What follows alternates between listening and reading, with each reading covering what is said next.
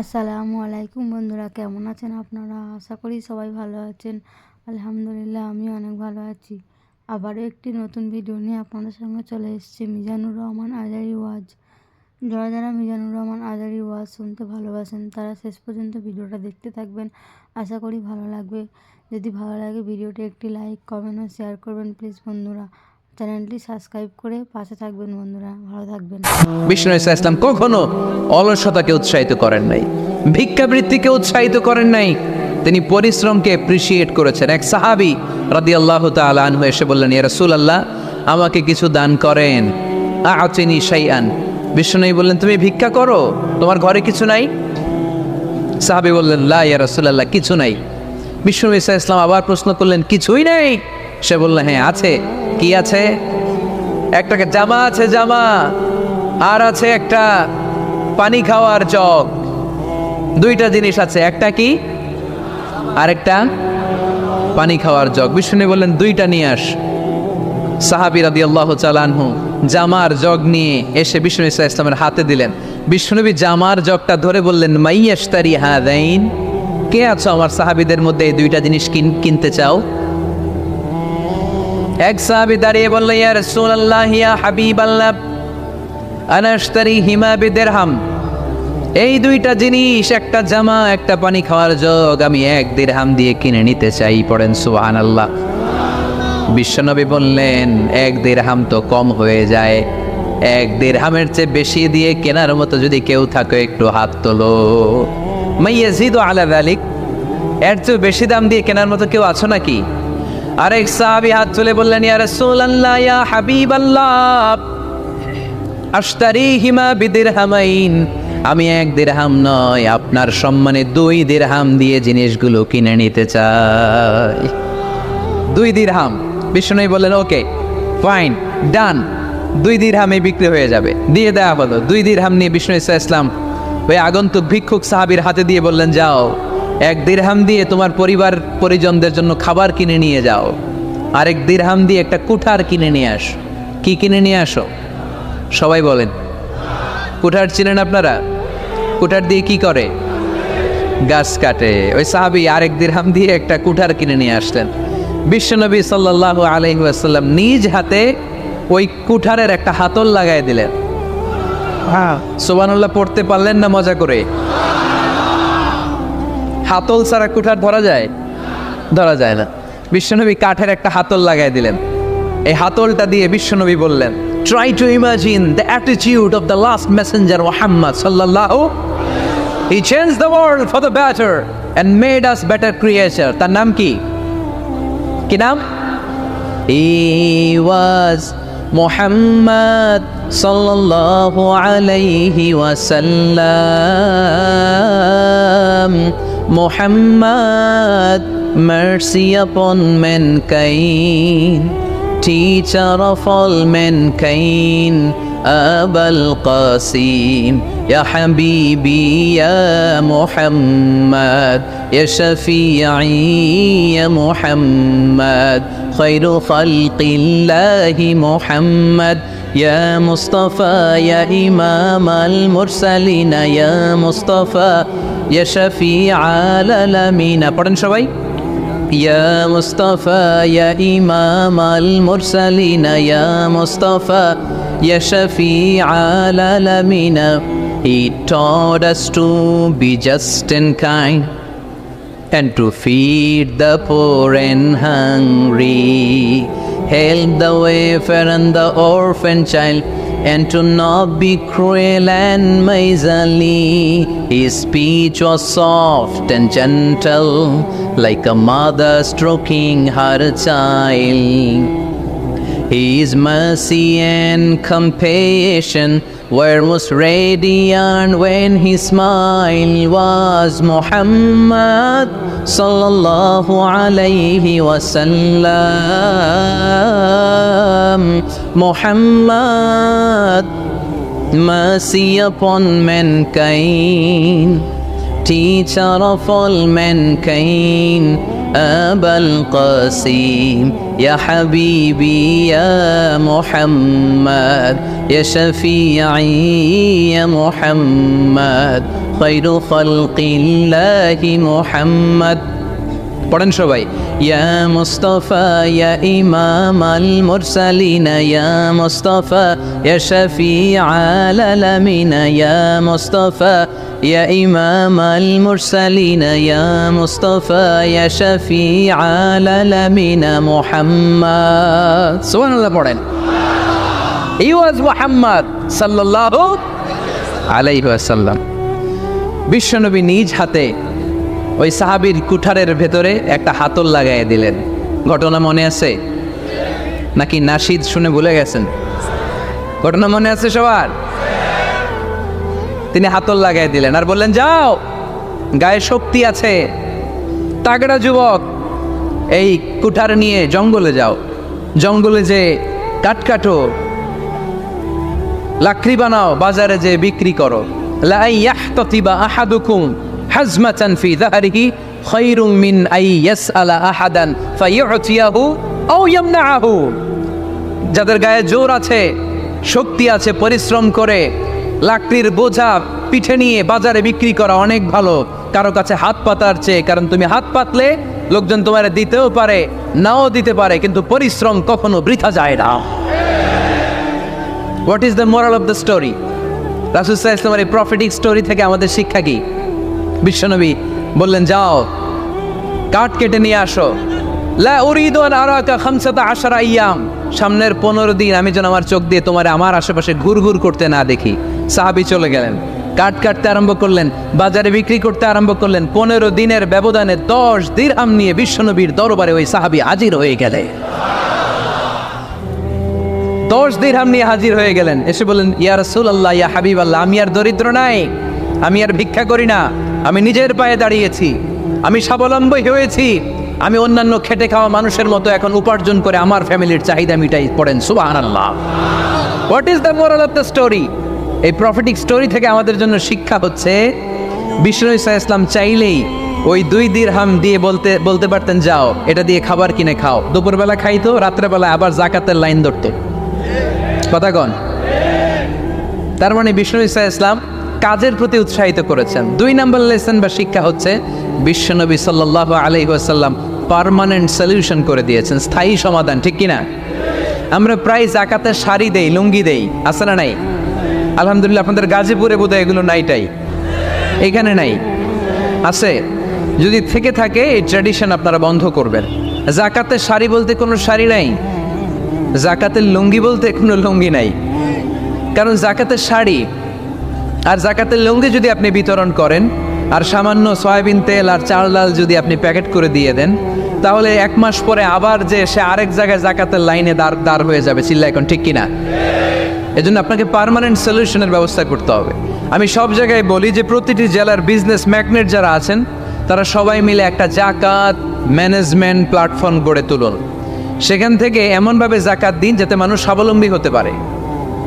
স্বাবলম্বী বানানোর জন্য, দারিদ্র বিমোচনের জন্য জাকাত এসেছে, জাকাতের শাড়ি লুঙ্গি বিতরণের জন্য নয়। আর জাকাতের শাড়ি এত পাতলা, মশারি কি পাতলা, এর চেয়েও পাতলা। দেখছেন কখনো? এটারে একবার ধোয়ার পরে দ্বিতীয়বার পরা যায় না। একবার ধোয়ার পরে শাড়ির দিকে তাকাইলে শাড়ি আমনের দিকে বেশকি মেরা থাকবো। কথা বলেন, ঠিক কিনা? এইভাবে শাড়ি লুঙ্গি দেয়া যাবে? এভাবে তো শাড়ি লুঙ্গি বিতরণ করলে যারা লাইন ধরে জাকাত নিতে আসলো, এই আল্লাহর বান্দাদেরকে অপমান করা হয়। আর আল্লাহ বললেন, ওয়ালাকাদ কাররামনা বানি আদম, আমি পুরো বানি আদমকে সম্মানিত করেছি। ফেরেশতার সম্মান বেশি না মানুষের? বুঝে শুনে বললেন, কার? তুমি মাটির আদমকে প্রথম সৃষ্টি করিয়া ঘোষণা করিয়া দিলে শ্রেষ্ঠ বলিয়া, তাই তো নূরের ফেরেশতা করে আদমকে সেজদা। সুবহানাল্লাহ পড়েন। তাই তো নূরের ফেরেশতা করে আদমকে সেজদা, সবার চেয়ে সম্মান দিলে মাটির আদমকে। পড়েন, আল্লাহু আল্লাহু তুমি জাল্লে জালালুহু, শেষ করা তো যায় না গে তোমার গুণগান। আল্লাহু আল্লাহু, সুবহানাল্লাহ পড়েন। আহা, মানুষের মর্যাদা সবচাইতে বেশি। এজন্য জাকাত যারা নিতে আসে তাদেরকে অপমান করা যাবে না। এর কারণ জাকাত দিয়ে আপনি কোনো করুণা করেননি, বরং ওরা জাকাত নিয়ে আপনাকে এই ফরজ ইবাদত করার সুযোগ করে দিয়ে আপনার প্রতি করুণা করে গিয়েছে। আওয়াজ করে বলেন ঠিক কি না? অনেকে মনে করে আমি জাকাত দিয়ে আমি মনে হয় দয়া করছি, আমি মনে হয় করুণা করছি। আচ্ছা, যারা গরিব ওরা যদি জাকাত না নেয় ওর সমস্যা আছে? নিমু না জাকাত, কিন্তু আমি যদি বলি দিমু না, আমার খবর আছে না নাই? আমার জন্য দেয়া ফরজ, ওর জন্য নেয়া ফরজ না। তাই আমি দিয়ে করুণা করিনি, ও আমার কাছ থেকে জাকাত নিয়ে জাহান্নামের আগুন থেকে আমাকে বাঁচিয়ে ও আমাকে দয়া দেখিয়েছে।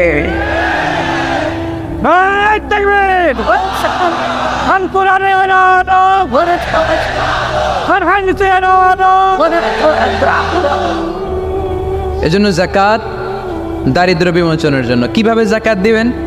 আপনি জাকাতের টাকা দিয়ে খেয়াল করবেন, একটু ক্রস চেক করে নিতে হবে, ডবল চেক করে নিতে হবে। যেই ফ্যামিলিতে জাকাত দিবেন কর্মক্ষম উপার্জনের মতো করতে পারে এরকম ছেলে আছে কিনা, থাকলে ওর একটা অটো রিক্সা কিনে দেন, সিএনজি কিনে দেন। ওই সিএনজি চালিয়ে ওর ফ্যামিলিটা দিব্যি চলে যাবে, ঠিক কিনা? ওর একটা অস্ট্রেলিয়ান গাভী কিনে দেন, ওই গাভীর দুধ বিক্রি করে ফ্যামিলিটা স্বাবলম্বী হয়ে যাবে, ঠিক কিনা? লক্ষ্মীপুরে আমি ওয়াজ করলাম, বললো হুজুর আমরা এভাবে একটা জাকাত ম্যানেজমেন্ট প্ল্যাটফর্ম গড়ে তুলেছি।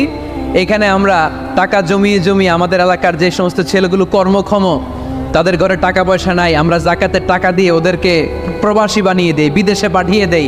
ওর কষ্ট অর্জিত সম্পদ দিয়ে ওর ফ্যামিলি এখন দেদারসে চলছে, কোনো জাকাতের লাইনে যে তারা নিজেদেরকে আর অপমান বোধ করছে না। এইভাবে জাকাত দিতে হবে। দিলটার একটু খোলেন, হাতটার একটু খোলেন, তাহলে হৃদয়টারে খুলে দিবে কে? দে জাকাত, দে জাকাত তোরা দে রে জাকাত, দে জাকাত, দে জাকাত তোরা দে রে জাকাত। তোর দিল খুলবে পরে, আগে খোলো খাত। দে জাকাত, দে জাকাত তোরা দে রে জাকাত। পড়েন আমিন। এই জাকাতের মাধ্যমে আমরা আমাদের বাংলাদেশকে স্বাবলম্বী করতে চাই। রাজি আছেন সবাই? সংঘবদ্ধ প্রচেষ্টায় জাকাত আদায় করতে রাজি আছেন? বিশ্বনবী সাল্লাল্লাহু আলাইহি ওয়াসাল্লাম চাইলেই 2 দিরহাম দিয়ে বিদায় করে দিতে পারতেন, কিন্তু বিশ্বনবী সাল্লাল্লাহু আলাইহি ওয়াসাল্লাম তাকে কাজের প্রতি উৎসাহিত করলেন, পার্মানেন্ট সলিউশন দিলেন। এজন্য অলসতার সাথে ইসলামের কোনো সম্পর্ক আছে? আওয়াজ করে বলেন, অলসতার সাথে সম্পর্ক আছে? অলসতাকে যেন আজকে আমরা কি বলে দিছিলাম? বইলা গেছি? আরো জোরে। অলসতাকে আজকে আমরা নো বলে দিচ্ছি, আমরা কর্মক্ষম। আরে অলস তো হয় মুনাফিকেরা, অলস হয় কারা? وَإِذَا قَامُوا إِلَى الصَّلَاةِ قَامُوا كُسَالَى يُرَاءُونَ النَّاسَ وَلَا يَذْكُرُونَ اللَّهَ إِلَّا قَلِيلًا। সুবহানাল্লাহ পড়েন। মুনাফিকরা যখন নামাজে দাঁড়ায় অলস হয়ে দাঁড়ায়, সোজা হয়ে দাঁড়ায় না। মসজিদে নববীর কাতারগুলোর মধ্যে মুমিনদের সাথে যখন মুনাফিকেরা দাঁড়াতো, অলসের মতো দাঁড়াতো, দেয়ালের মধ্যে হেলান দিয়ে দাঁড়াতো। এরকম আছে না অনেকে অলস? কিন্তু আমরা যারা মুমিন, আমরা নামাজে দাঁড়ালে কি আমাদের হৃদয়ে অলসতা আসে নাকি হৃদয়টা সজীব হয়ে ওঠে? আমাদের হৃদয়কে নামাজে দাঁড়ালে সজীব করে দেয় কে? কিন্তু শায়তানু আলা কাফিয়াতি রাসি আহাদিকুম ইযা হুয়া নাম। আমরা যখন রাতে ঘুমোতে যাই, শয়তান আমাদের মাথার পিছনে অলসতার 3টা গিট মারে। কি মারে? এই যে রশি দিয়ে এরকম বাঁধে, যে এটারে গাজীপুরে আপনারা কি বলেন? গিট্টু? হ্যাঁ, গিট্টু। আচ্ছা, তো শয়তান আমরা যখন ঘুমোতে যাই আমাদের মাথার পেছনে অলসতার 3টা গিট্টু মারে।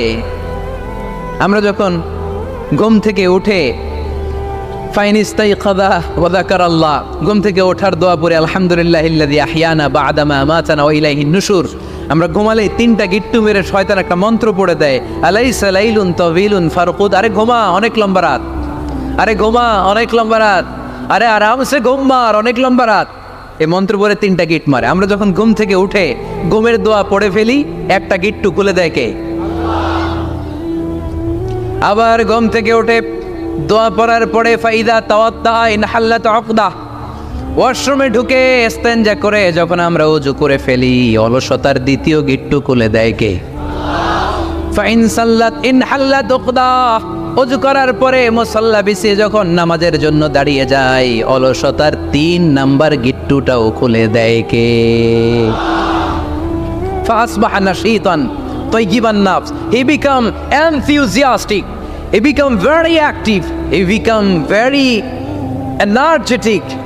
বিষ্ণু ইসা ইসলাম বললেন তখন সে এনার্জেটিক হয়ে ওঠে, অ্যাক্টিভ হয়ে ওঠে, সজীব হয়ে ওঠে। তাহলে সালাত আমাদেরকে অলস বানায় না, সালাতে আমরা সজীব হই। সালাতে অলস হয় যারা মুনাফিক, তারা চিল্লায় বলেন ঠিক কি না?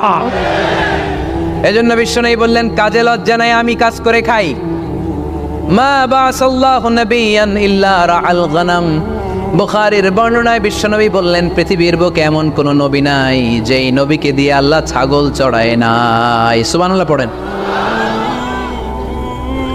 মা বাসাল্লাহু নাবিয়ান ইল্লা রাআল গনাম, ছাগল চড়ায় নাই এমন কোন নবী পৃথিবীতে আসে? সাহাবারা বললেন ইয়া রাসূলুল্লাহ বলেন কি, আপনিও আপনিও আপনিও ছাগল চড়িয়েছেন? বিষ্ণু বললেন নাম নাম আমিও।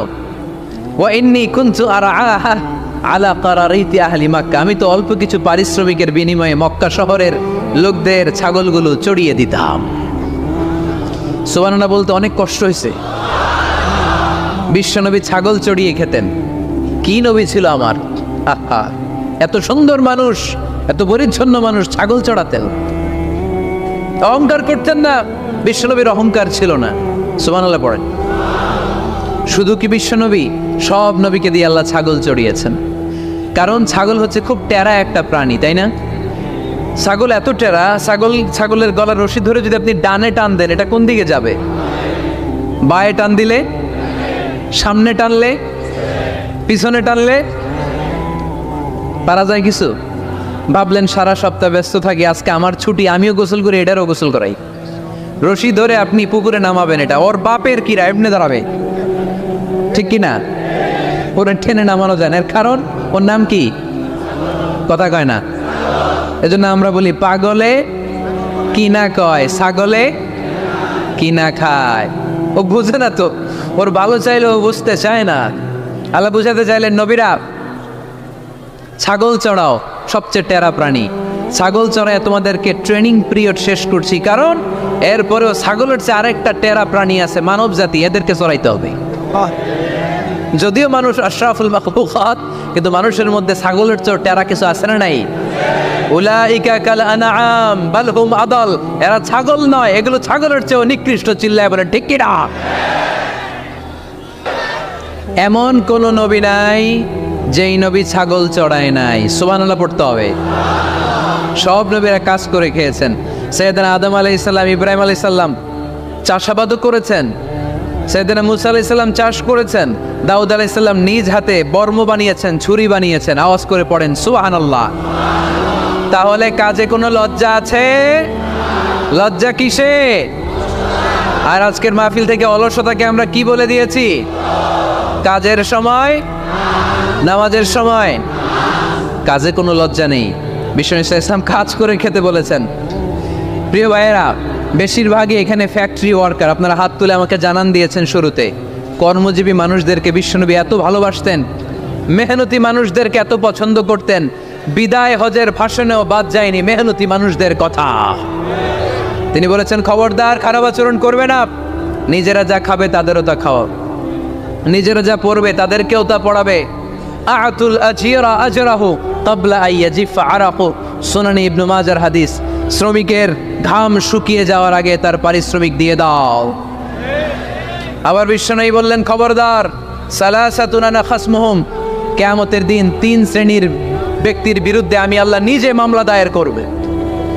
এক শ্রেণীর ব্যক্তি হচ্ছে রাজুলুন ইস্তাওফা আজিরান, ইস্তাআজারা আজিরান ফাস্তাওফা মিনহু ওয়া লাম ইয়াতি আজরা, যে ব্যক্তি শ্রমিক ভাড়া করে কাজ করালো কিন্তু তার টাকা দেয় নাই, তার পারিশ্রমিক দেয় নাই। আল্লাহ বলেন কিয়ামতের দিন তোর বিরুদ্ধে আমি দাঁড়াবো। I will be against you in the day of judgement. কেউ তোরে কিয়ামতের দিন সাহায্য করে ছুটাতে পারবে? এজন্য খবরদার, শ্রমিকদের সাথে খারাপ আচরণ করবেন না। আবার শ্রমিক ভাইরাও যারা আছেন, আপনাদের ডিউটি যত ঘন্টা ঠিক তত ঘন্টাই পালন করতে হবে, তা না হলে কিন্তু আপনাদের উপার্জন হালাল হবে না। বিশ্বনবী সাল্লাল্লাহু আলাইহি ওয়াসাল্লামের সাথে বিষ্ণু ইসা ইসলামের কর্মচারীর কি ঘটেছিল এই ঘটনাটা বলেই আজকে আমরা শেষ করব। আওয়াজ করে পড়েন আমরা অনেকে মাইক পেলে বড় বড় ভাষণ দেই, কাজের মেয়েদের সাথে খারাপ আচরণ করবেন না, শ্রমিকদের অধিকার, নারীদের অধিকার, বড় বড় এরকম বক্তব্য আছে না নাই? বিশ্বনবী শুধু শ্রমিকদের অধিকারের কথা বক্তব্যের মধ্যে সীমাবদ্ধ রাখেন নাই, ওনার ব্যক্তিগত জীবনেও এগুলো পাবেন। বিশ্বনবী সাল্লাল্লাহু আলাইহি সাল্লামের অ্যাপয়েন্ট করা শ্রমিক, ওনার দাস, ওনার কর্মচারী সাহাবীর নাম ছিল আনাস রাদিয়াল্লাহু তাআলা আনহু। কি নাম ছিল? উনি বিশ্বনবীর ব্যাপারে কি কমেন্টস করছে আমরা শুনে আজকের আলোচনার রীতি টানবো। আওয়াজ করে পড়তে হবে সাধারণত কর্মচারীরা মালিকের বিরুদ্ধে ভালো কথা বলে ইল্লা মাশাল, অনেক মালিক আছে অনেক ভালো, তাদের ব্যাপারে আবার ভালো বলে। সাধারণত কারো ব্যাপারে যদি আপনি তথ্য নিতে চান, আপনি তার ওয়াইফের কাছ থেকে তথ্য নেন, তার কর্মচারীর কাছ থেকে নেন, তার বাড়ির দারোয়ান থেকে নেন, তার ঘরের কাজের মহিলার কাছ থেকে নেন, তার ড্রাইভারের কাছ থেকে নেন, তাহলেই তার ব্যাপারে আসল সব তথ্য বের হয়ে আসবে। দেখুন বিশ্বনবীর কর্মচারী বিশ্বনবীর ব্যাপারে কি বলে। সাহাবীর নাম সবাই বলতে হবে, সাহাবীর নাম রাদিয়াল্লাহু তাআলা আনহু। উনি বললেন বিশ্বনবী যখন মক্কা থেকে মদিনায় হিজরত করলেন, হাজার হাজার মদিনাবাসী বিশ্বনবীর সাথে দেখা করতে গেল। যারাই দেখা করে সবাই বিশ্বনবীর হাতে কিছু না কিছু হাদিয়া দেয়, যারাই দেখা করে হাতে করে বিশ্বনবীর হাতে কিছু না কিছু দিয়ে দেয়। সুবহানাল্লাহ পড়ে। তাহাদাও তাহাব্বু, একে অপরকে হাদিয়া দিবেন, মহব্বত বাড়াই দিবে কে? হাজব্যান্ড স্ত্রীকে গিফট করবেন, স্ত্রী আবার হাজব্যান্ডকে গিফট করবেন, বন্ধু বন্ধুকে গিফট করবেন, গার্লফ্রেন্ড আবার বয়ফ্রেন্ডের গিফট করতে যায় না, তাহলে ভেজাল আছে না নাই? চেক এন্ড ব্যালেন্স করতে হবে। আমি প্রায় বলি ভালোবাসবেন জায়গা মতো, স্ত্রীকে ভালোবাসলেও সওয়াব আছে না নাই? স্ত্রীর সাথে অন্তরঙ্গ সময় কাটালেও সওয়াব আছে না নাই? কিন্তু এই সময় যদি শালীর সাথে কাটান, ঝামেলা আছে না নাই? ভাবির সাথে কাটালে ভেজাল আছে না নাই? যারাই বিশ্বনবীর সাথে দেখা করে সবাই বিশ্বনবীর হাদিয়া দেয়। সাইয়েদনা আনাস রাদিয়াল্লাহু তাআলা আনহু বর্ণনা করেন, আমার আম্মা যেন দেখা করতে আসলেন আমাকে নিয়ে, আমি ছোট্ট আনাস। আমার আম্মা জান দেখলেন লাম ইউবকি রাজুলুন ওয়ালা ইমরাআতুন মিনাল আনসার ইল্লা আতহাফাকা বিতুহফাতিন ইয়া রাসূলুল্লাহ। আমার আম্মা এসে বলে, ও রাসূলুল্লাহ, মদিনার যারাই আপনার সাথে দেখা করতে আসলো সবাই এসে আপনারে হাদিয়া দেয়। ওয়া ইন্নী লা আকদিরু আলা মা উতহিকুকা বিহি, ও নবী আমার তেমন কোনো সাধ্য নাই যে আমি আপনারে হাদিয়া দেব, আমার কাছে কোনো টাকা পয়সা নাই। ছোট্ট ছেলে আনাস নিয়ে এসে বলল, ইয়া রাসূলুল্লাহ, মদিনার সব লোকের আপনার সাথে দেখা করে আর হাদিয়া দেয়, আমি গরিব মানুষ, আমি আপনারে কি হাদিয়া দেব গো নবী? আমার তো হাদিয়া দেওয়ার মতো কিচ্ছু নাই। ইল্লা ইবনি আদা, আমার নার্সেরা দন, আমার কলিজার টুকরা সন্তান এই আনাস ছাড়া আমি আমার কলিজার টুকরা সন্তান আনাসরেই আপনারে হাদিয়া দিয়ে দিলাম। খুদ হাদা ইয়া রাসূলুল্লাহ, আমার সন্তান আনাসকে আপনি নেন, ইয়াখদুমুক মা বাদালাক, সে যদ্দুর পারে আপনারে খেদমত করবে। সাইয়েদনা আনাস বলেন, সেদিন থেকে আমি বিশ্বনবীর খাদেম, কি আর খেদমত করব, নবীর মেসওয়াক এনে দেই, জামা এনে দেই। 10 বছর খেদমত করার পরে বিশ্বনবীর খাদেমের মুখে শুনুন বিশ্বনবী কেমন আচরণ করতেন সাইয়েদনা আনাস রাদিয়াল্লাহু তাআলা আনহুর সাথে। সাইয়েদনা আনাস বলেন, খাদিমতু রাসূলুল্লাহি 10 সিনিন, 10টি বছর আমি আমার বিশ্বনবীর পেয়ারা নবীর খেদমত করলাম। ফামা দারাবানি, একদিনের জন্য বিশ্বনবী আমার গায়ে হাত তোলা নাই, পড়েন সুবহানাল্লাহ। ওমা সাব্বানি, একদিনের জন্য আমার গালি দেয় নাই, বকা দেয় নাই। ওমা আবাসা ফি ওয়াজহি, একদিনের জন্য বিশ্বনবী বিরক্তির চেহারা নিয়ে আমার দিকে তাকায় নাই, ভ্রু কুচকে এরকম আমার দিকে তাকায় নাই। আমরা রেগে গেলে বিরক্ত হলে কি করি? আমাদের ভ্রুগুলো কুচকে যায়। আনাস রাদিয়াল্লাহু তাআলা আনহু বললেন, একদিনের জন্য আমার পিট্টি দেয়া তো দূরের কথা, আমাকে পিটানি দেয়া তো দূরের কথা, আমাকে মারে নাই, আমাকে গালি দেয় নাই, কোনোদিন আমার দিকে বিরক্তির সাথে তাকায় নাই। ওয়ালা ক্বালা লি লিমা সানাআতা ওয়ালা লিমা লা সানাআতা, কোনোদিন এও বলে নাই আনাস এটা কেন করলা, ওইটা কেন করো নাই, চিৎকার করে পড়েন সুবহানাল্লাহ। এজন্য বিশ্ব নবীর মতো আমাদেরকে আমাদের শ্রমিকদের সাথে, অধীনস্থ কর্মচারীদের সাথে আচরণ করতে হবে। রাজি আছি তো সবাই? এন্তেকালের আগে বিশ্বনবী সাল্লাল্লাহু আলাইহি সাল্লাম দুইটা কথা বললেন। কয়টা? এক নম্বরে বিষ্ণু ঈসা ইসলাম বললেন আসসালাত, আসসালাত, নামাজ, নামাজ, উম্মতেরা নামাজ, নামাজ ছেড়ে দিও না। দুই নম্বরে বিষ্ণু বললেন ওয়ামা মালাকাত আইমানুকুম, খবরদার অধীনস্থ কর্মচারীদের সাথে খারাপ আচরণ করো না।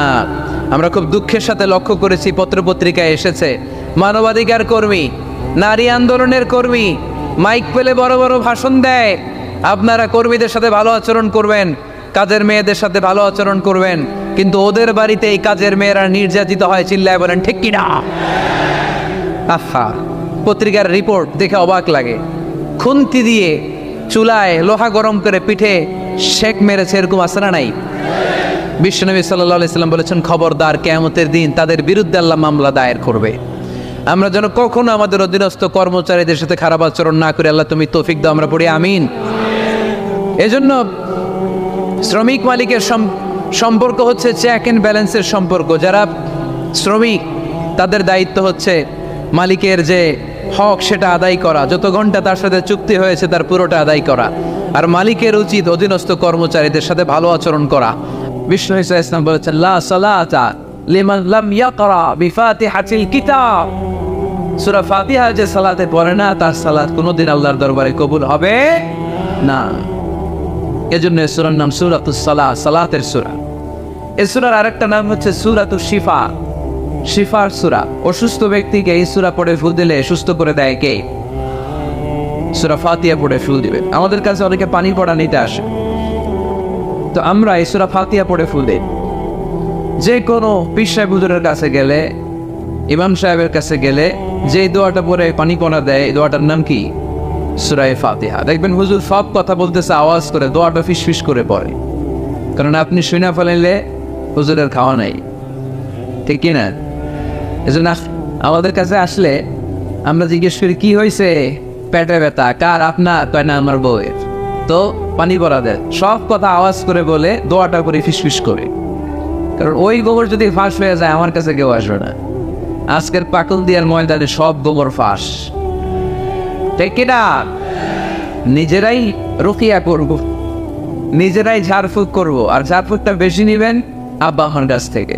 আব্বারা বলবেন আব্বা ওযু করে আসছেন, নামাজ করবেন, সূরা ফাতিহা পড়ে একটু ফু দিয়ে দেন। আম্মারে বলবেন আম্মা আপনি তো এখন ওযু করে নামাজ করবেন, আমার মাথায় একটু হাত দিয়ে ফু দিয়ে দেন। আল্লাহর কসম, গোটা বিশ্বের সবগুলো বিশ্বায় হুজুর কোরআন খতম দিয়ে গ্লাসের এক গ্লাসের পানিতে ফু দিবে, আর আরেক গ্লাসে আপনার আব্বা শুধু বিসমিল্লাহ বলে ফু দিবে, মুহূর্তে আপনার আব্বার দোয়াটা আরশে উঠে যাবে। বাবা মারে চিনল না, দোয়া নিতে জানলো না। অনেক দেখেছে এরকম, প্রতি বছর উমরা করে, বাপরে ভাত দেয় না, মারে ভাত দেয় না। ঘরে মা বাবার রেখে তুমি কাবা ঘরে যে আল্লাহরে খোঁজো, কপাল পোড়া, ঠিক কিনা? এই জন্য আব্বা আম্মার কাছ থেকে দোয়া নেবেন, এই রুকিয়াটা করবেন। পাকন দিয়ার ভাইয়েরা, আল্লাহ রাসূল সাল্লাল্লাহু আলাইহি ওয়াসাল্লাম আয়াতুল কুরসি পড়ে ফুল দিতেন নিজের গায়ে। সূরা ইখলাস, সূরা ফালাক, সূরা নাস 3 কুল পড়ে ফু দিতেন। সূরা ফাতিহা পড়ে ফু দিতেন। এগুলো পড়ে হাত দুটো মিলাবেন, হাতে ফু দিয়ে মাথা থেকে পা পর্যন্ত মাসাই করবেন। It's a protection from your Lord. জিন ভূতের আসর, ব্ল্যাক ম্যাজিক, জাদুটোনা, বান মারা, এগুলো আছে নাকি বাকন দিয়ায়? কি বলেন এগুলোর আপনারা? বান মারে? হ্যাঁ, ঝাড়ু মারে, দারু, জাদু, ঝাড়ু, জাদু, ঝাড়ু, যাই হোক, তো এগুলো কিন্তু মারে, বান মারে, জাদু টোনা করে, ব্ল্যাক ম্যাজিক করে। এগুলো থেকে আমাদের সোনামণিদেরকে আমরা প্রোটেকশন করাবো কিভাবে? ওদেরকে শিখাই দিব। সূরা ফাতিহা পড়ে, আয়াতুল কুরসি পড়ে, 3 কুল পড়ে তুমি হাতের মধ্যে ফু দিবা। ফু দিয়ে মাথা থেকে পা পর্যন্ত তুমি নিজেই মাসেজ করবা। তোমাকে প্রোটেকশন দিবে কে? আল্লাহ রাসূল সাল্লাল্লাহু আলাইহি ওয়াসাল্লাম বলেছেন, মান ক্বারা আয়াতাল কুরসি দুবুরা কুল্লি সালাতিন মাকতুবাতিন লাম ইয়ামনাহু মিন দুখুলিল জান্নাতি ইল্লাল মাউত। প্রত্যেক ফরজ সালাতের পরে যে ব্যক্তি আয়াতুল কুরসি তেলাওয়াত করবে, তার জান্নাতে যাওয়ার ক্ষেত্রে আর কোনো ব্লক বা বাধা নাই, একটা জিনিস ছাড়া, সেটা হচ্ছে মরণ, মৃত্যু। লোকটা মরে না তাই জান্নাতে যায় না, মরলেই জান্নাতি। এই জন্য আজকে থেকে সূরা ফাতিহা বেশি বেশি পড়বেন তো। সাইয়েদনা আবু সাঈদ আল খুদরি রাদিয়াল্লাহু তাআলা বর্ণনা করেন, আমরা একবার মরুভূমিতে সফর করছিলাম, হঠাৎ দেখলাম মানুষের জটলা ডিঙ্গিয়ে ভেতরে যেয়ে দেখি এক লোক শুয়ে আছে, আর অন্য লোকেরা মন্ত্র করে ফু দিচ্ছে। উল্টা পাল্টা মন্ত্র করে ফু দেয় না, সুমন্তর সু কালী কুত্তার গু। আমরা ছোটবেলায় শুনতাম বাচ্চারা এরকম ছুমন্তর সু কালী কুত্তা। এগুলো পরে ওরা মন্ত্র পড়তো। তো উনি যে দেখলেন কি কি মন্ত্র পড়ে এই লোককে ফু দিচ্ছে, উনি বললেন কি হয়েছে? সবাই বললো আমাদের নেতা সাইয়্যিদুল হাইমানি গোত্র, এই গোত্রের নেতা সাপ কামড় দিয়েছে, বিষে এমন নীলাভ হয়েছে, দেখো মনে হয় মারা যাবে, কি করা যাবে? তোমরা কি কোনো রুকিয়া ঝাড়ফুঁক জানো? উনি বললেন জানি। তাহলে আসো একটু ঝাড়ফুঁক কর। উনি বললো শর্ত আছে, আমাদেরকে ছাগল দিতে হবে, এক পাল ছাগল। আরেক বর্ণনায় এসেছে 30টারও অধিক ছাগল। সবাই বললো আমাদের নেতা, এর যদি কিছু হয়ে যায় আমরা নেতৃত্ব শূন্য হয়ে যাব, ছাগল লাগুক আর উট লাগুক, তুমি আসো। বাড়ি বাড়ি যে ছাগল এনে, ছাগল রেডি। সাইয়েদনা আবু সাঈদ আল খুদরি রাদিয়াল্লাহু তাআলা আনহু পড়তে আরম্ভ করলেন, আলহামদুলিল্লাহি রাব্বিল আলামিন আর-রাহমানির রাহিম মালিকি ইয়াউমিদ্দিন ইয়্যাকা না'বুদু ওয়া ইয়্যাকা নাস্তাঈন اهدنا الصراط المستقيم صراط الذين أنعمت عليهم غير المغضوب عليهم ولا الضالين। পড়েন আমি। উনি এটা পড়ে ফু দিলেন। ফু দিতে দেরি, মুহূর্তের মধ্যে সোয়া লোকটা বসে গিয়েছে। আবার ফু দিছে, এবার দাঁড়াই গেছে। আরেকবার ফু দিছে, হাঁটতে শুরু করছে, একেবারে সুস্থ। সবাই তো অবাক, টাসকি খেয়ে গেছে। আবু সাঈদ আল খুদরি রাদিয়াল্লাহু আনহু বলে, টাসকি পরে খাও, আগে ছাগল দাও। কারণ ছাগল দেওয়ার কন্ডিশন ছিল না, ওরা ছাগল নিয়ে আসছে। সাইয়েদনা আবু সাঈদ আল খুদরি রাদিয়াল্লাহু তাআলা আনহু আনন্দে এবার ছাগল নিয়ে সাহাবাদেরকে নিয়ে রওনা। প্রতিমধ্যে লেগেছে প্রচন্ড ক্ষুধা, তখন তারা কয়েকটা ছাগল জবাই করে খেয়েছে। খাওয়ার পরে পেট যখন ঠান্ডা, তখন ব্রেন সচল। উনি চিন্তা করতে আরম্ভ করলেন, হায় রে, কোরআন দিয়া ঝাড়ফুঁক করে যে ছাগল নিয়ে আসলাম, ওটা যে খাইলাম, এই ছাগল নেওয়া জায়েজ হয়েছে কিনা এই মাসালা তো নবীরে জিজ্ঞেস করি নাই, কিন্তু ছাগল তো অলরেডি পেটে যে আওয়াজও, কি করা? মদিনাতে যে জিজ্ঞেস করবো। মদিনায় যেই আল্লাহ রাসূল সাল্লাল্লাহু আলাইহি ওয়াসাল্লামের দরবারে যে জিজ্ঞেস করলেন, ইয়া রাসূলুল্লাহ, এমন এমন ঘটনা, ঝাড়ফুঁক করে আমরা ছাগল এনেছি, তা কি জায়েজ হয়েছে? আল্লাহ রাসূল সাল্লাল্লাহু আলাইহি ওয়াসাল্লাম বলে, জায়েজ হয়েছে মানে? অবশ্যই জায়েজ হয়েছে, কোরআনের দাম বাড়াই দিয়ে আসছো মিয়া। ছাগল কিছু থাকলে আমার ঘরে পাঠায়। সুবহানাল্লাহ পড়তে পারলেন না?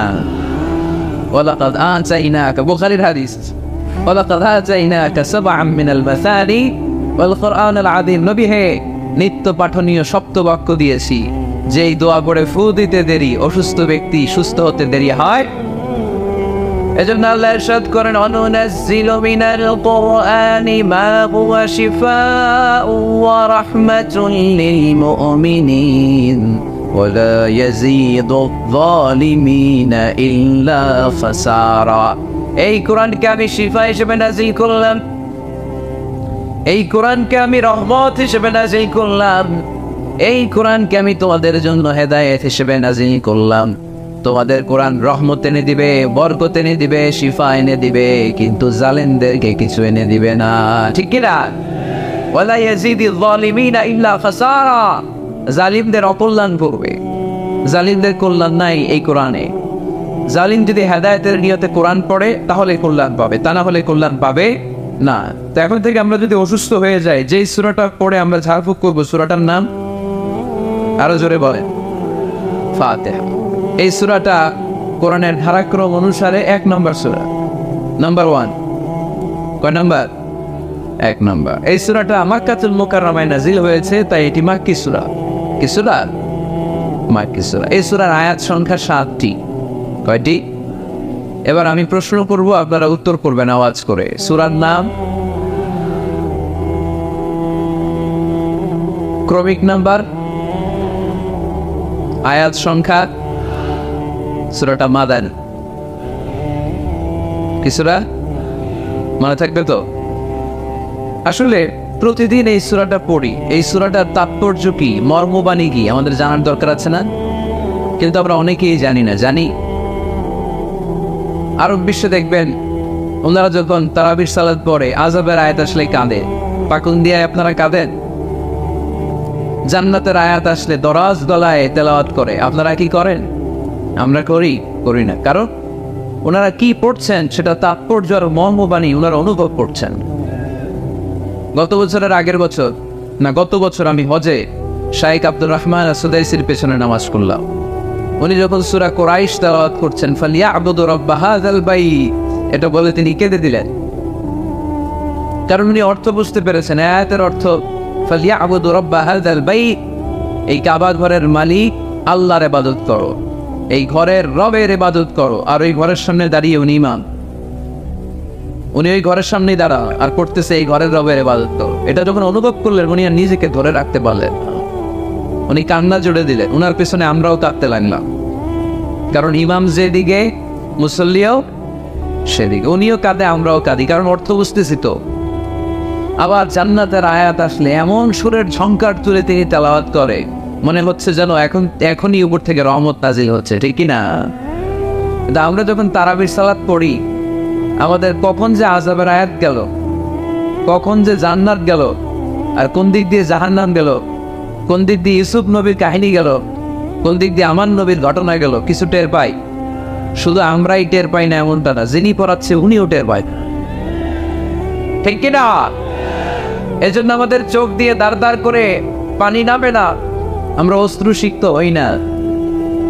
জান্নাতের আয়াত আসলে আমাদের মজা লাগে না, কোরআনটারে মজা লাগাইতে হবে, ঠিক কিনা? আত-তাজির আস-সাদুক আল-আমিন মা'আন নাবিয়্যিন ওয়াস-সিদ্দীকিন ওয়াশ-শুহাদা'i ওয়াস-সালিহিন, আমানতদার সত্যবাদী ব্যবসায়ী কিয়ামতের দিন নবীদের সাথে, শাহীদদের সাথে, সিদ্দীকিনদের সাথে, সৎ কর্মশীল ব্যক্তিদের সাথে দাঁড়িয়ে যাবে। চিৎকার করে পড়েন সুবহানাল্লাহ। এজন্য নতুন নতুন যত আইডিয়া আছে এগুলো আমাদের মাথা থেকে বের করতে হবে, তাহলেই আমাদের ব্যবসায় বরকত দিবে কে? সম্মানিত সুধী, তাই বলছিলাম আমরা নিজের পায়ে দাঁড়াতে চাই, আমরা কিছু করে দেখাতে চাই, আমরা স্বাবলম্বী হতে চাই, পরিশ্রম করতে হবে। পরিশ্রমের কোনো বিকল্প নেই। There is no alternative way to struggle. Struggle তোমাকে করতেই হবে। কেউ তোমার জন্য স্পেস তৈরি করে দিবে না। এই পৃথিবীতে কেউ কাউকে জায়গা দেয় না, এই পৃথিবীতে এসে জায়গা করে নিতে হয়। চিৎকার দিয়ে বলো ঠিক কিনা? হুঙ্কার দিয়ে পৃথিবীবাসীকে জানিয়ে দিতে হয় আমি এসেছি। মায়ের পেট থেকে যখন আমরা বেরোই আমরা কি বলি? ওয়াও ওয়াও বলে নিজের অস্তিত্বের জানান দেই যে আমি এসেছি, এই পৃথিবীতে আমি জায়গা করে নিতে এসেছি। Life is not a bed of roses. এই পৃথিবী ফুলের বিছানো সজ্জা নয়। এখানে কষ্ট করতে হবে, পরিশ্রম করতে হবে, ঘাম ঝরাতে হবে। পরিশ্রমের ঘামে যে লোনা পানি থাকে, ওই লোনা পানিতে জন্ম নেয় সফলতার বীজ। এজন্য পরিশ্রম করতে হবে। সব নবীরা পরিশ্রমী ছিলেন, সব নবীরা কাজ করেছেন। সূরা জুমার এই 10 নম্বর আয়াতে আল্লাহ তাআলা আমাদেরকে মোটিভেট করে শিখাতে চেয়েছেন যে স্বাবলম্বী হও, নিজের পায়ে দাঁড়াও, কাজের সময় কাজ, নামাজের সময় নামাজ। আজকে এই স্লোগানটা এই মাহফিলের শুরুতে, মাঝখানে, শেষে বারবার বলে আমরা মুখস্থ করে নিয়ে যাব। কাজের সময়, সবাই বলেন নাই তো? সবাই বললে তো এই প্যান্ডেল কাঁপতে শুরু করবে। কাজের সময় এইভাবে আওয়াজ করতে হবে, পারা যাবে? নামাজের সময়, কাজের সময়, নামাজের সময়, সিনেমা দেখার সময় দেখা যাবে না? কাজের সময়, নামাজের সময়, এটা মনে থাকবে? মুখস্থ করা যাবে তো? আল্লাহ রাব্বুল ইজ্জা সূরাতুল জুমার 10 নম্বর আয়াতে মূলত আমাদেরকে এই মেসেজটাই দিতে চেয়েছেন। কাজের সময় কাজ, নামাজের সময়। فَإِذَا قُضِيَتِ الصَّلَاةُ فَانتَشِرُوا فِي الْأَرْضِ وَابْتَغُوا مِنْ فَضْلِ اللَّهِ واذكروا الله كثيرا لعلكم تفلحون। সুবহানাল্লাহ পড়েন। আল্লাহ বললেন যখন তোমাদের নামাজ শেষ হয়ে যায়, ফাইদা কুদিয়াতিস সালাতু, যখন সালাত শেষ হয়ে যায়, ফান্তাশিরু ফিল আরদি, জমিনে ছড়িয়ে পড়ো, ওয়াবতাগু মিন ফাদলিল্লাহ, আল্লাহর দেয়া ফজল তালাশ করো, রিজিক তালাশ করো, ওয়াযকুরুল্লাহ কাসীরান, আল্লাহর জিকির বেশি বেশি করো, লাআল্লাকুম তুফলিহুন, তোমাদেরকে সফল বানায়া দিবে কে?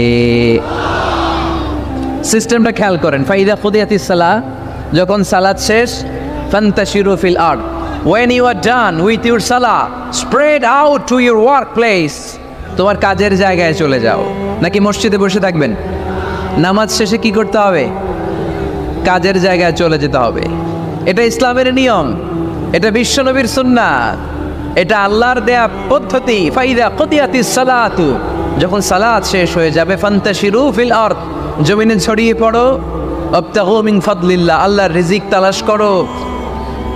জমিনের মধ্যে আল্লাহর ফাদাল আছে, রিজিক আছে, এই রিজিকগুলো তালাশ করো। মসজিদে বসে থাকলে এই ফদল বা রিজিক কি পাওয়া যাবে? যাবে না। মসজিদে ঢুকলে রহমত পাওয়া যায়। গাজীপুরের ভাইয়ের আওয়াজ তুলে বলেন, মসজিদে ঢুকলে কি পাওয়া যায়? এজন্য মসজিদে যখন আমরা ঢুকি, কোন পা দিয়ে ঢুকি? ডান পা দিয়ে ঢুকেই আমরা বলি, আল্লাহুম্মা ফতাহলি আবওয়াবা রাহমাতিক, O Allah, open for us the door of your mercy, Allah আমাদের জন্য আপনার সব রহমতের দরজাগুলো খুলে দেন। কারণ মসজিদে ঢুকলেই রহমত দেয় কে? আর মসজিদ থেকে যখন বের হই তখন রহমত নয়, তখন পাওয়া যায় ফদল, যে ফদলের কথা আল্লাহ ইয়াতে বললেন, ওয়াবতাগু মিন ফাদলিল্লাহ, এই ফদল মানে হচ্ছে রিজিক। তাই মসজিদ থেকে যখন বেরোই, কোন পা দিয়ে বেরোই? আর কি দোয়া পড়ি?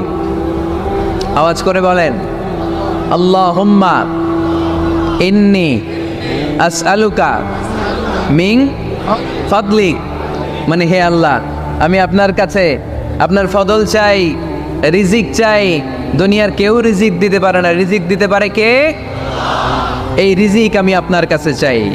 আবার আল্লাহ বললেন, হুয়াল্লাযী জাআলা লাকুমুল আরদা যালুলান ফামশু ফি মানাকিবিহা ওয়া কুলু মির রিজকি ওয়া ইলাইহিন নুশুর।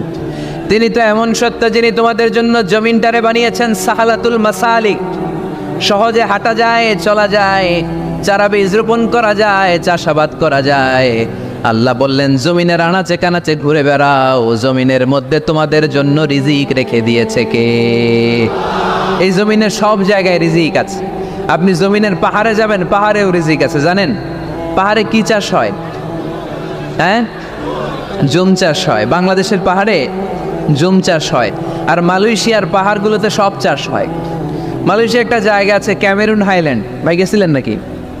৬,০০০ ফিট উপরে, ঠান্ডা, প্রচণ্ড ঠান্ডা। আমি প্রায়ই যাই, ওখানকার চা বাগানের স্নিগ্ধ হাওয়া আমাকে টানে খুব, বাতাসটা খুবই ক্লিন, ভাল লাগে। ওই ক্যামেরুন হাইল্যান্ডে ৬,০০০ ফিট উপরে ওরা করেছে ফুলের বাগান, ফলের বাগান, চায়ের বাগান, স্ট্রবেরির বাগান, মধুর চাষ করে। আর এই ৬,০০০ ফিট উপরে এই ভেজিটেবলস আইটেমগুলো দিয়ে তারা পুরো মালয়েশিয়ার খাদ্যদ্রব্যের যত সংকট, সব সংকট তারা দূরীভূত করেছে। সুবহানাল্লাহ পড়েন। তো ওনারা পাহাড়ের উপর চাষ করে, আর আমরা সমতল জায়গায় চাষ করতে চাই না। চাষাবাদ করতে আমাদের লজ্জা লাগে। কি লাগে? যুবক ভাইয়েরা, কাজে কোনো লজ্জা নেই। কাজে কি নেই? পরিশ্রমে লজ্জা নেই। লজ্জা হচ্ছে অলসতায়, লজ্জা হচ্ছে অকর্মণ্যতায়। আমরা কাজ করে খেতে চাই, পরিশ্রম করে খেতে চাই। রাজি আছো সবাই? এখন অনেকে রুফ গার্ডেনিং করে। রুফ গার্ডেনিং মানে ছাদের, বাসার ছাদের উপরে কি সুন্দর পেঁপে গাছ, আম গাছ। আমি নিজে দেখেছি, নিজেরা খায়, আশেপাশের প্রতিবেশীদের সবাইকে দেয়, বাজারে বিক্রিও করে। নিউ আইডিয়া, রুফ গার্ডেনিং করো। তারপর একসাথে হাঁসের চাষ হয়, পানিতে হাঁসগুলো ভেসে বেড়ায়, আর নিচে মাছের চাষ হয়। এরকম অনেক যুবক আছে যারা এগুলো করে করে স্বাবলম্বী হয়েছে। আমরা এগুলো করতে চাই না, আমাদের লজ্জা লাগে। আমাদের হোটেলের মেসিয়ারি করতে লজ্জা লাগে, ছোট্ট ফুচকার দোকান দিতে আমাদের লজ্জা লাগে, কিন্তু বিশ্বনবীর ছাগল চড়াতে কোনো লজ্জা লাগতো না। কাজে কোনো লজ্জা আছে? লজ্জা কিসে তাইলে? অলসতায়। আওয়াজ করে বলো, লজ্জা কিসে? অলসতা করা যাবে না। অলসতাকে আজকের প্রোগ্রাম থেকে আমরা না বলে দিব। আমরা অলসতাকে বলে দিব নো। অলসতাকে আমরা কি বলবো? নো।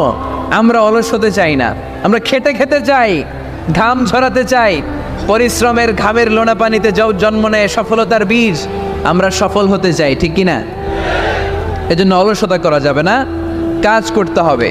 আল্লাহ রাসূল সাল্লাল্লাহু আলাইহি ওয়াসাল্লাম এবং সাহাবারা আমাদেরকে কাজের প্রতি উৎসাহিত করেছেন। সাইয়েদনা ওমর ফারুক রাদিয়াল্লাহু তাআলা আনহু, নাম শুনেছেন? কত নম্বর খলিফা? সবাই বলেন। 1 নম্বর খলিফার নাম কি?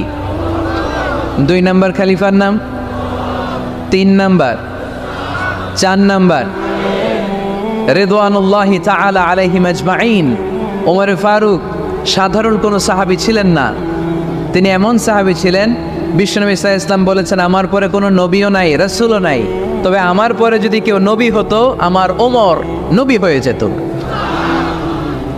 বিশ্বনবী বলছেন লা নবিয়্যা বা'দি ওয়ালা রাসূলা, আমার পরে কোনো নবী নাই, রাসূল নাই।